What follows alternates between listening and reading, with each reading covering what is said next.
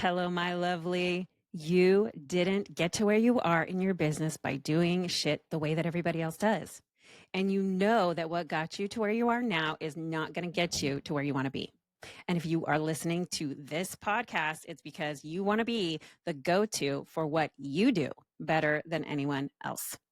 Your brilliance is the niche. Being you, that bold, unfuckwithable presence that you've secretly been craving to set free, she is in there. And that means you will have to burn some old bridges down. And attracting your people will also repel those who are not for you. Fucking hooray. Becoming a force of nature business and brand means no more Miss People Pleaser, no more hiding your turbo brain, no more dimming down jack shit. And if you have ever been told to tone it down as a woman with ADHD, it's time to tone your shit all the way the fuck back up. That is how you create unstoppable momentum in your business and visibility that is something you've been avoiding, but that you truly want. This podcast is about stepping into your upgrade, watering down anything, never change the fucking world. You were not born to be forgettable. And as one of my all-time favorite quotes says, well-behaved women rarely make history, and nothing about you or me is well-behaved, at least not anymore. In today's episode, we're going to talk about why you believe you have imposter syndrome and that you actually don't. That is not it. You have the self-trust gap, and you can close it. You can absolutely close it. I decided to tell the story of my own self-trust gap, and over the next 4 weeks, I'm going to teach you about the self-trust gap patterns that I see in late diagnosed and late identified ADHD women, ADHD women as well. This isn't something I hear spoken about anywhere, but between women in conversation. I've named the phenomena. I plan to research it and write a book about it. So if you want to be in on doing that research, it's just a questionnaire. Let me know because I would love to hear from you. It's going to be anonymous. And I plan to write a book about it and how it pertains to business specifically, but just us. When I say the word self-trust gap in a group of later diagnosed women, I get met with just like vigorous knowing nods. I don't have to explain those words. They just fucking know. And that's how I know it's a thing. Plus, we recognize patterns, right? So over the last few years, I've really seen this pattern as a thing, and it keeps being called imposter syndrome, and it isn't. So in part 1, I'm going to go over what the self-trust gap is. In parts 2 and 3, I'm going to go through the ways that are the easiest to help you bridge these gaps or start to bridge these gaps using my proof of opposite questions and a couple of other little fun things that you can do to help yourself get to the other side of this. And in part 4, we're going to talk about the fact that self-trust and your ADHD ass brain together are going to give you a massive competitive edge, just straight up. Because once you get out of your own way, there's nothing fucking like it. And I can tell you that from personal experience. Is every day perfect? Do I always, feel my 100% highest self? And no, of course not. I'm fucking human. However, the improvement of 80 to 90% of not feeling that way 80 to 90% of the time is life-changing, and it will change your business. So you're going to want to hear this series. I'm starting this in the new year because this is something that needs to be a discussion. One last thing before we go any further. Now that you've found me, stick around, follow, subscribe to get the little push notification so you can get a reminder to come back every week. Then you don't have to think about it. And once you do that, you're officially part of my girl gang, the Feral Women's Club. Let's do this.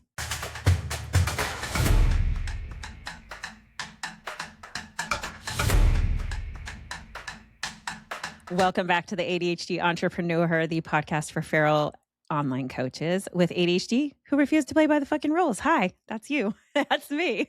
My name is Carrie. I'm your host. I am the chief weirdo of Carrie Out Loud. And if you are here because you know it's time to stop your fucking brain chaos from happening as often as it does and find a clear business growth path that your body's like full body fuck yes to, you're in the right place. And if this episode has an impact on you, tell me. Shoot me a DM over on Instagram. Shoot me an email. Instagram is where I hang out. So let me know what stood out. Tell me why. What struck a chord with you? And if you're digging me as a human while listening and you want to book a clarity call to see if my work or the Neurospicy Sisterhood Mastermind is for you, the link is in the show notes. And there's one thing I want to make really, really, really fucking clear. I only care about one thing as a leader of ADHD women in business, period. Your success, your results, and you getting to where you want to go and being wealthy as fuck in every sense of the word, not just money. Not just money. That's part of it. It's not because I want to be applauded or lauded. That ain't it. At least not for me. I'm here to co-create with my clients in real time. And I literally do this work because it creates a ripple effect. When I see a woman come into my coaching who does not have her self-trust gap closed, who is feeling overwhelmed and feeling all of those things, and I am able to show her how she can do it differently and her business takes off because of that, the ripple effect is fucking massive. So what it really means is I'm here to help you do two things. Truly close the self-trust gap so you can get the fuck out of your own way, because you need to know that you can be successful, feral as fuck, running a very successful business that you love while still staying raw and unfiltered and gritty, because it's a good thing. You neurodivergent little creature, you. I want you to be able to say, well, shit, if she can do it, so can I. My mission is to help as many female online coaches with ADHD become 6 and 7 figure coaches sustainably in a business they're not burning down every 6 months. So let's get into it, shall we? What is the self-trust gap? And subtext, why you are not broken. So I want you to picture this. Sitting at your laptop, you have all the tabs open. I can't even count how many I have open right now. It's pretty funny.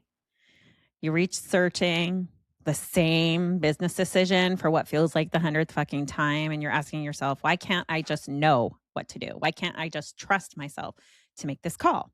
Right? And here's the thing. You've got your diagnosis or you're self-identified as a woman with ADHD and you thought, oh my God, finally, this explains everything. Now I can fix it all. But you still don't trust yourself. In fact, you might trust yourself even less once you find this out, because now you are hyper aware of the fact that your brain works differently. So what is the self-trust gap? It is this brutal lag time between getting a diagnosis or realizing ADHD is going on and actually trusting yourself fully. It's like the space between, oh shit, this is why I struggled, and then I trust myself to handle what comes next. That's the gap that we want to close. And this gap exists because of your history. You didn't just wake up one day and suddenly have ADHD. It's been there for a lifetime. You've been living with your brain your whole life, which means you have spent years, maybe decades, collecting evidence that you're unreliable, bullshit, that you're chaotic, that you can't follow through, that you're too much or not enough, or you're too much and not enough all at the same time. You may miss deadlines. You may forget important things. You may have started projects and not finished them. You may have said you are going to do something and then you didn't. And every single time that happened, your brain filed that away under a folder labeled proof I can't fucking trust myself ever, right? Even though we have epic intuition, epic gut level intuition, this still happens. Now, I'm going to say this really fucking loud and clear.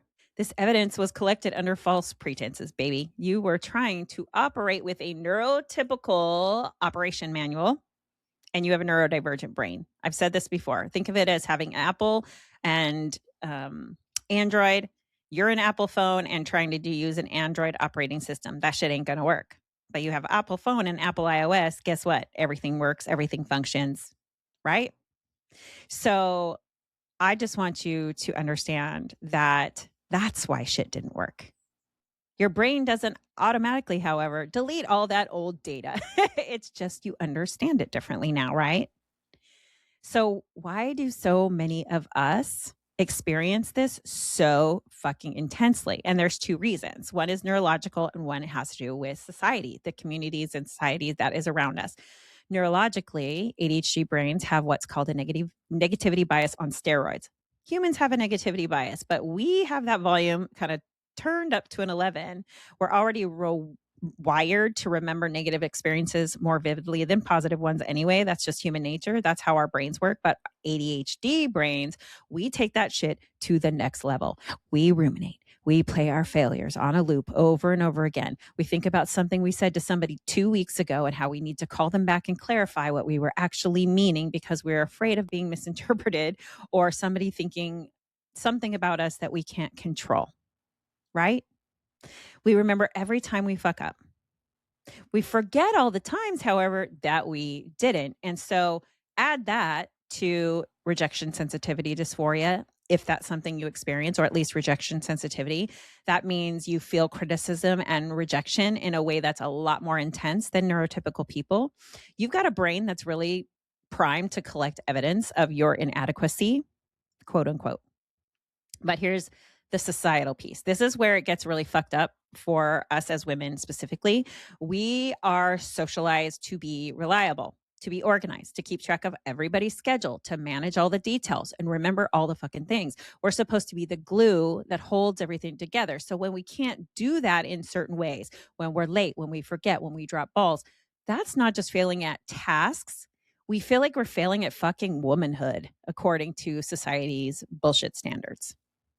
And the layers of feeling like you're not enough, that's like endless, right? By the time you get a diagnosis or you have that identification, you connect the dots like, oh, this is ADHD or this is ADHD.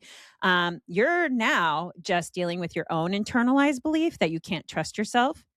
You're dealing with decades of external messaging that confirms that, right? So how does this show up in your business? I see it all the time with my clients. And so I'm willing to bet you're experiencing at least one of these things. Analysis paralysis. You are going to research the same decision over and over and over again. Should you run this offer? Should you post this content? Should you invest in this program? Should you consume 17 YouTube videos on this piece of tech? Go down the rabbit hole. Do you write 12 blog posts, ask for 14 people's opinions, and you still don't know what the fuck to do? That's because you don't trust yourself to make the call. To make that call in your business. Over preparing. You can't just record a podcast episode or go live on Instagram. You need a script, and then you need to edit the script, and then you need to rewrite it, and then you need to practice it 17 times. Because what if you fuck up, right? What if you forget what you wanted to say? What if you sound stupid? You don't trust yourself to handle it in the moment, even though you're one of the most resilient people you probably know because you've had to be, right? Next, asking for fucking permission. Oh, my dudes. You're constantly checking in with other people before you make a move or a decision. Does this sound okay? Is this a good idea? What do you think I should do? And I'm not talking about with a coach. I'm not talking about somebody that you are investing with who is there to tell you those things. That is what we're here for, right? I'm just talking about with everything in your business, talking to your friends, talking to, I'm not talking like market research here. I'm just talking that internal need to ask for permission for some reason or another. And collaboration is great. Feedback is very valuable. But when you can't make a decision without external validation, like you literally can't make the choice, that really is your self-trust gap talking. And lastly, second guessing after you make a decision. Maybe you do make the decision. You launch the offer, you post the content, you invest in the thing, right? And then you're immediately spiraling going, oh my God, did I just make the right choice? Should I have waited? This was a mistake. You feel like you can't trust yourself to make that decision. If any of that feels familiar, I will just lovingly say, yes, I thought so, because I've seen it over and over again. So here's what you need to understand. Like I said at the beginning, you are not broken. You are not having moral failing. You are not stupid or dumb or cold or a bitch or a loser or incapable or any of these other crappy things that you have heard since the dawn of time, especially since it's very well documented by Dr. William Dodson, who's an ADHD expert and specialist, that we have now, I don't know how they came up with this number, but more is more. We get 20,000 more negative messages before we are 12 than our neurotypical peers. And if we don't think that that has an effect on us as young people whose brains are still wiring and firing to work together, and we don't think we're going to carry that shit into adulthood, this is why early diagnosis is so fucking key, right? So I just want you to understand that this is not evidence that there is something wrong with you. It's evidence that you've been operating in a way that wasn't designed the way your brain is. And Add that with you internalize those failures as the personal inadequacy instead of a mismatch of how your brain operates and how the society and the world tells you to operate. So here's what I want you to do this week. I want you to do an evidence audit. I want you to grab your phone and open up your notes app and list 3 things you accomplished this week that past you may have said you couldn't do. I can't do that. And I'm not talking big things. I launched my business. I made 6 figures. No, just 3 from this week. Maybe you sent a scary email. Maybe you showed up in a coaching call even though you were anxious. Maybe you posted a piece of content that you've been sitting on for weeks because it had a spicy ass opinion and you weren't sure if you should put it out there, but maybe you followed through on a commitment to yourself, even a small one, right? Write them down. Because here's what we're doing. We are going to start collecting counter evidence. We're starting to build a case that contradicts the I can't trust myself narrative. Your brain has been running a biased investigation system and it's only been collecting evidence that you're unreliable and you're forgetting. You're not documenting your wins. Duh, we don't document our wins. We don't think about our wins. We think it as, oh, I checked this off, on to the next thing. That's just how our brains work, right? So I really want you to start collecting evidence of your wins. And this audit is the first step of that. So tell me what I said today that hit home for you. As for my own personal story, I was diagnosed in 2023. It's 2026, March. Gosh, I'm already coming up on 3 years. And over this last year has been when I've really closed that gap. And I even hired mentors because I had closed that gap and I was strong enough to know that I needed support. And the way that I closed that gap was I just kept putting one foot in front of the other and having these little micro moments of self-trust, moments where I tuned out the noise and tuned into myself and let my inner knowing come out. And I just started doing that and practicing that on repeat. And I will tell you, it has been monumental. And I will talk more about what that all looks like in the next episode. But I just wanted you to understand that this is not just a you thing. It's not just a you problem. It's not even a problem. It's just something that you need to recognize. And once you recognize it, just like anything, knowledge is power. Awareness is key. Once you're aware of something, then you can do something about it. You don't know what you don't know. But once you do, you know that you are a bad bitch and you are going to do whatever you need to do to support yourself. And with that, I'm going to end today's episode. Get into my universe by doing a few things. Keep up with the latest and greatest in my universe and hop onto my newsletter. The frequency, it's exclusively for women who think or know they have ADHD. The link is in the show notes. And let's talk shop. Book a clarity call. Let's talk about simplifying your business for growth and what that looks like. See if my work is for you. The easiest way is to slide into my DMs on Instagram at Carry Out Loud or go to the link in my show notes to book it. It's 30 minutes. It's not a coaching call. I'm going to get to know you, your business, your goals, your desires, and what you want to do, what you want to accomplish, your mission. And we'll see if we are a good match to work together or if you're a match for the sisterhood. So until next week, I see you. I love you. And I'm fucking rooting for you always. You can close this gap. I promise. Stay feral, motherfucker. Bye. Oh, hey, you're still here. Thank you for listening all the way to the end. Be sure to check out the show notes for all the ways to follow me. And of course, my goal is to find and help as many women with ADHD get away from the 9-to-5 grind because it's just not designed for our neurospicy brilliance and there are other ways to do life. So by subscribing, sharing, and giving a 5-star review, it helps other women find this podcast as well. And if there's an episode you really love, please feel free to take a screenshot and share it on your social and tag me in it so that I can thank you personally. Until next time, you spicy brained unicorn. Bye.